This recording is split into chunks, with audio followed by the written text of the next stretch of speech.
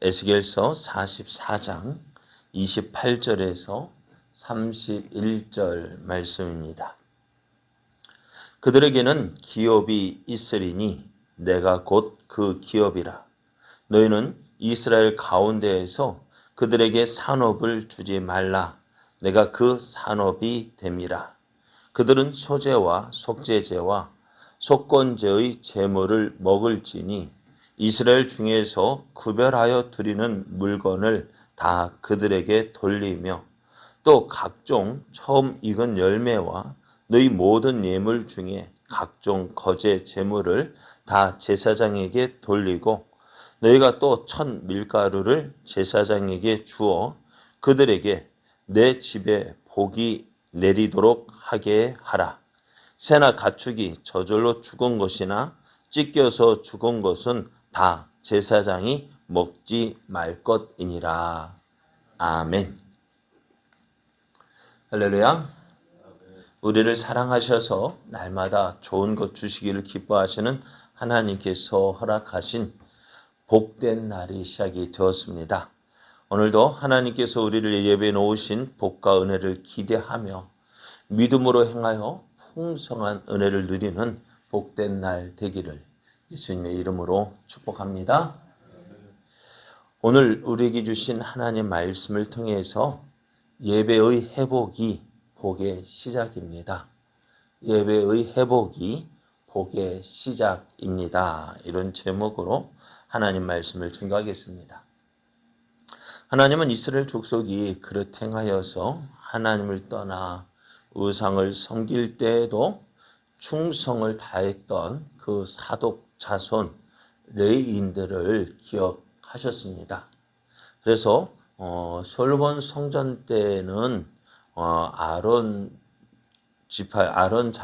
자손들이 제사장의 직무를 감당했지만은 이제 새롭게 회복되어질 그 성전에는 사독 자손 레위인들이 이제 하나님을 가까이서 섬기는 그 제사장의 직분을 주셨습니다.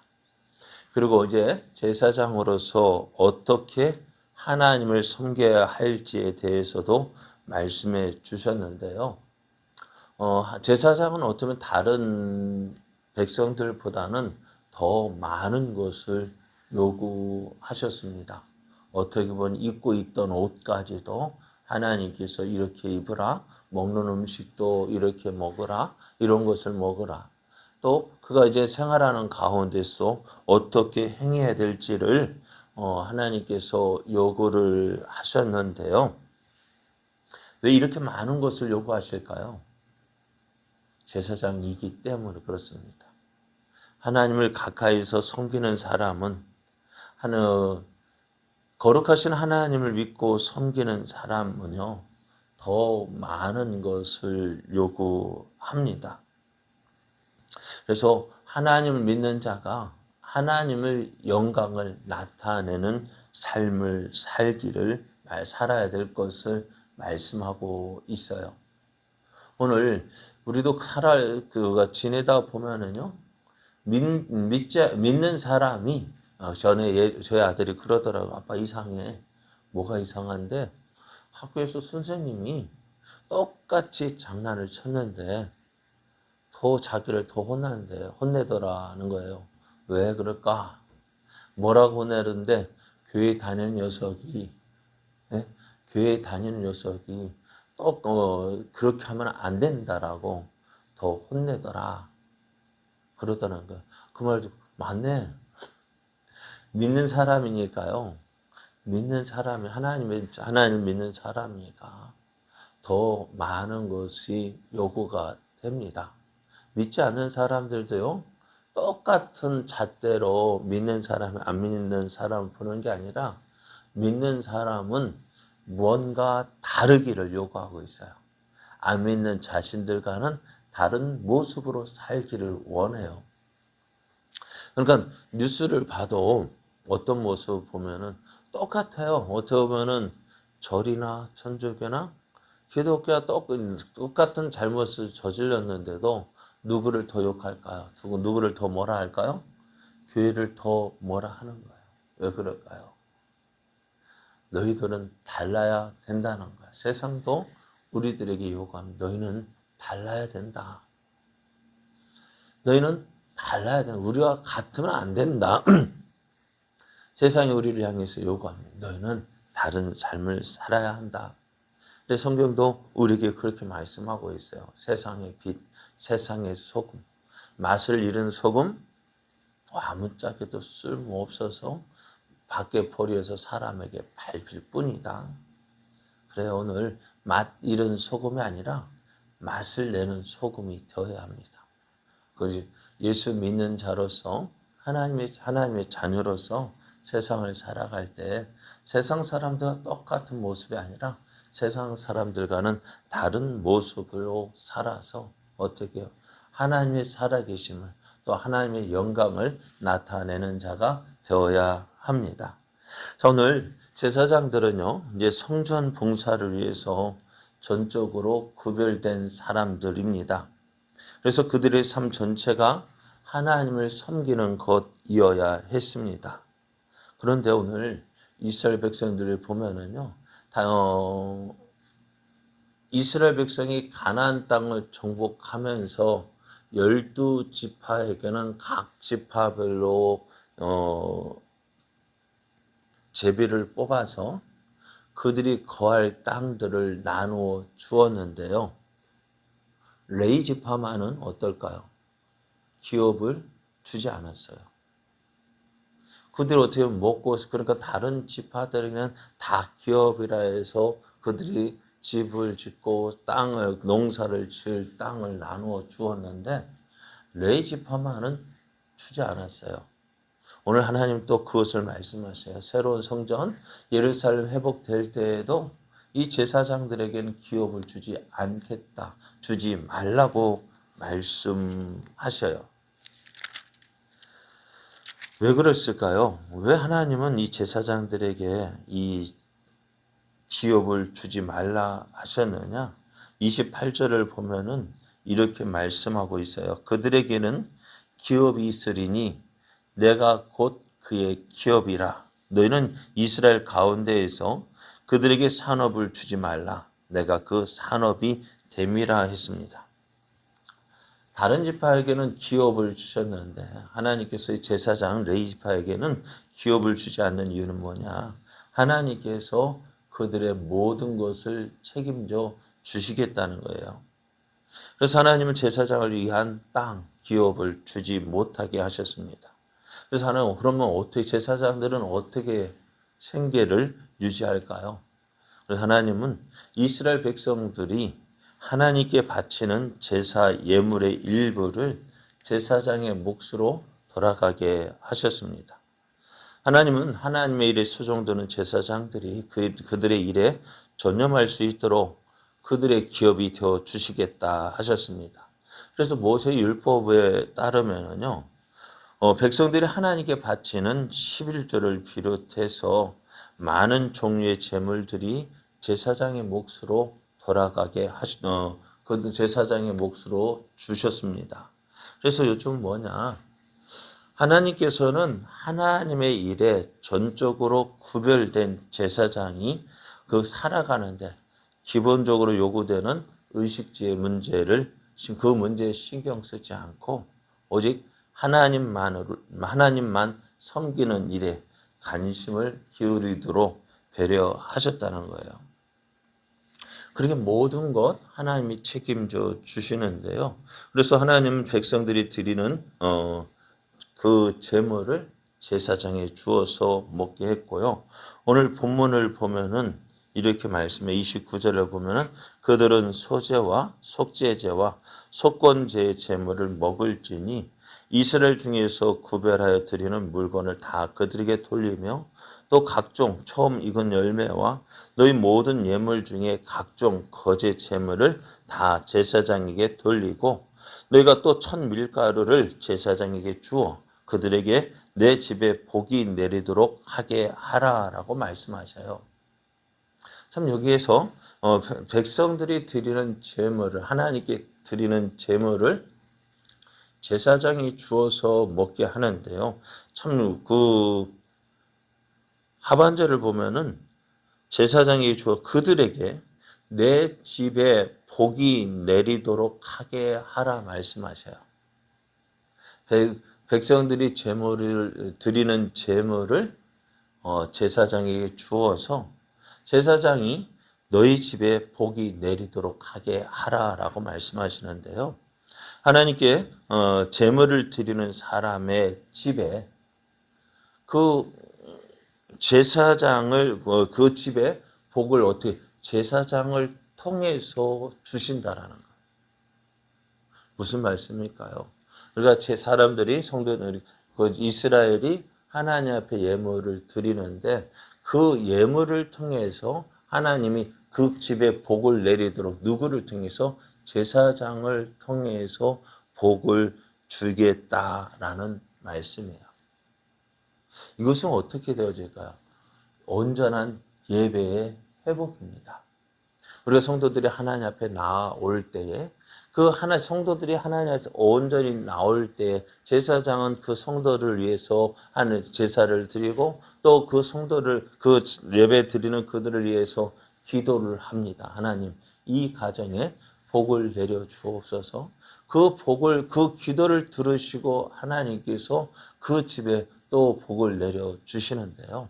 이것이 어떻게 그러니까 제사장이 그 온전한 제사를 드릴 때에 그 제사를 드리는 가정이 또 하나님의 복을 받게 되어지고 복을 받은 하나님 그 가정이 또 하나님 앞에 또 감사하며 예물을 드릴 때 어떻게 선순환이라고 할 수 있죠. 그런데 오늘 말라기서를 보면은요. 여러분 말라기서가 구약 성경의 가장 마지막 성경이잖아요. 말라기서 생각하면 여러분 말라기서 하면 뭐가 기억이 나실까요? 뭐가 기억이 나셔요? 생각나는 말씀이 있다면은 11조에 관한 그죠? 하나님 것을 도둑질했다는 그래서 기억나는 것이 말라기서 11조 그렇게 강조하는데요. 사실은요 말라기는요 11조를 강조하기 위해서 쓴 말씀이 아니라 마지막 때에 어떻게 돼요? 예배 회복을 말씀하고 있어요.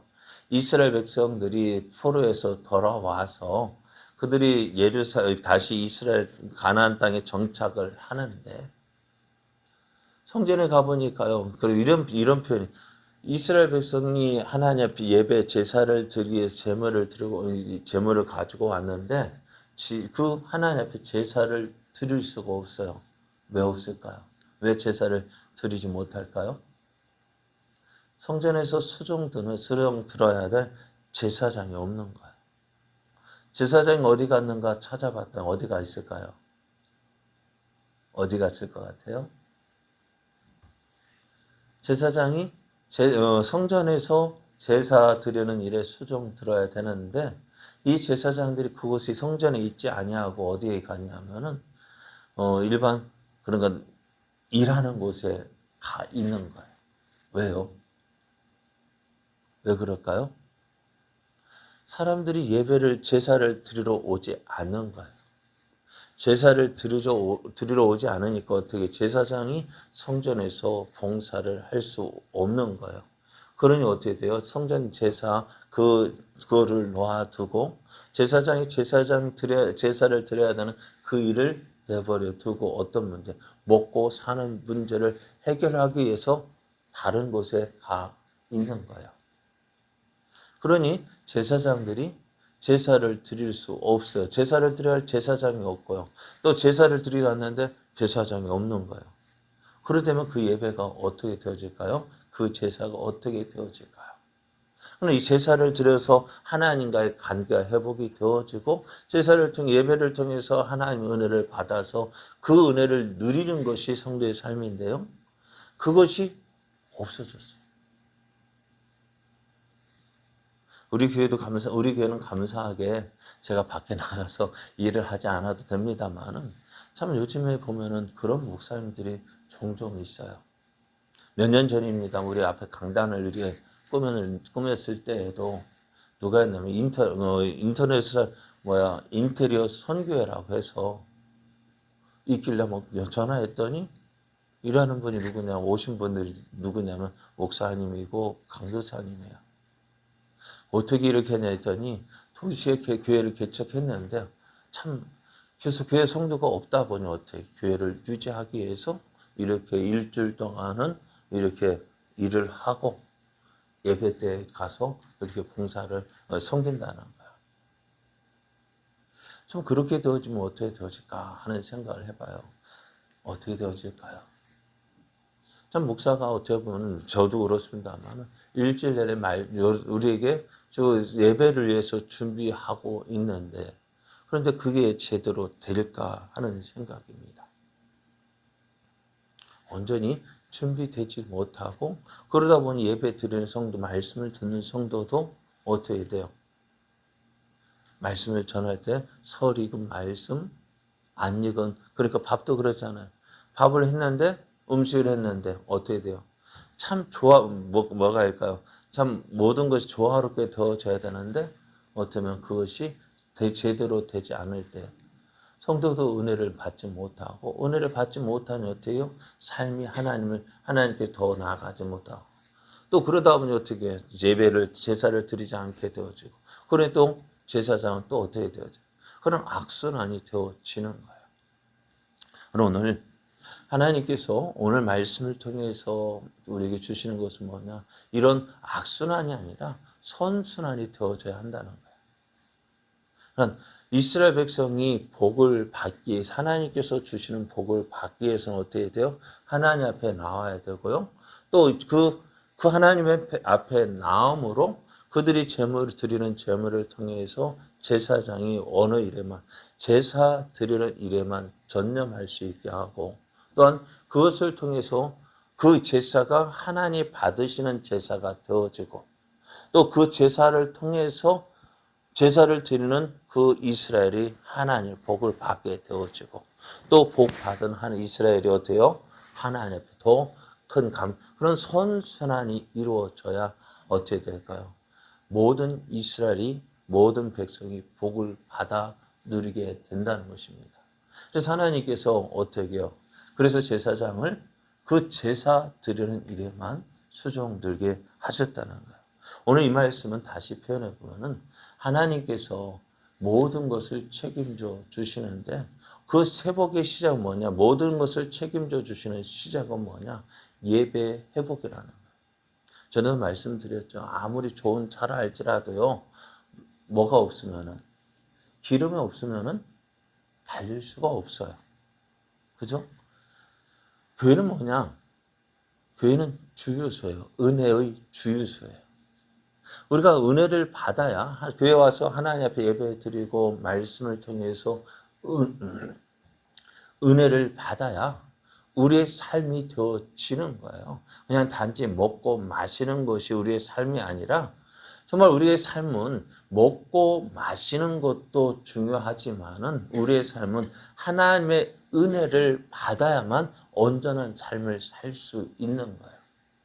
그래서 예배를 통해서 은혜를 받아서 우리의 삶이 어떻게 해요? 하나님께서 주시는 복과 은혜를 누리고 또 그래서 어떻게 하나님 앞에 감사하며 또 더 믿음의 자리로 나아가는데 어떻게 해요? 은혜를 그러니까 예배가 회복이 되어져야 하는 거예요. 예배가 회복되어질 때 우리의 삶이 회복이 되어지는 거예요.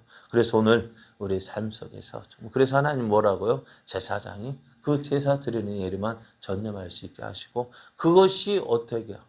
성도에게 그대로 돌아가게 하시는 거예요. 오늘 우리의 삶 정말 하나님의 복을 받아 누리는 삶 되어지길 원합니다.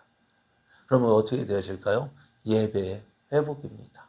예배가 회복이 되어져야 우리가 하나님의 은혜를 누리게 되어지고 하나님의 복을 받게 되어지는 거예요. 그래서 모든 것 하나님과의 관계가 회복이 되어져야 그 관계가 회복이 되어져야 우리의 삶도 회복이 되어지는 이스라엘이 왜 바벨론 포로 생활이라는 그 아픈 경험을 했을까요? 예배가 회복이 되어지지 않았기 때문에. 예배가 회복이 되어지지 않으면 아무것도 그 어느 것도 잘 될 수가 없어요. 결국 망하게 되어지는 거예요. 우리의 삶이 어떤 삶? 하나님께로 더 가까이 나아가는 삶. 하나님께로 나아갈 때 하나님께서 우리에게 복을 주시고 은혜를 주시는 거예요. 사랑하는 여러분, 우리의 삶이요, 정말로 예배가 회복이 되어지고 그로 인하여서 우리의 삶이, 우리의 생활이 하나님께서 주시는 복과 은혜를 풍성하게 누리는 삶 되어지기를, 그러한 삶을 살아갈 수 있도록 하나님 우리에게 믿음 더해 주시고 은혜 더해 주달라고 기도하며 나아가는 이 아침 되기를, 또한 우리의 삶 되기를 예수님의 이름으로 축복합니다.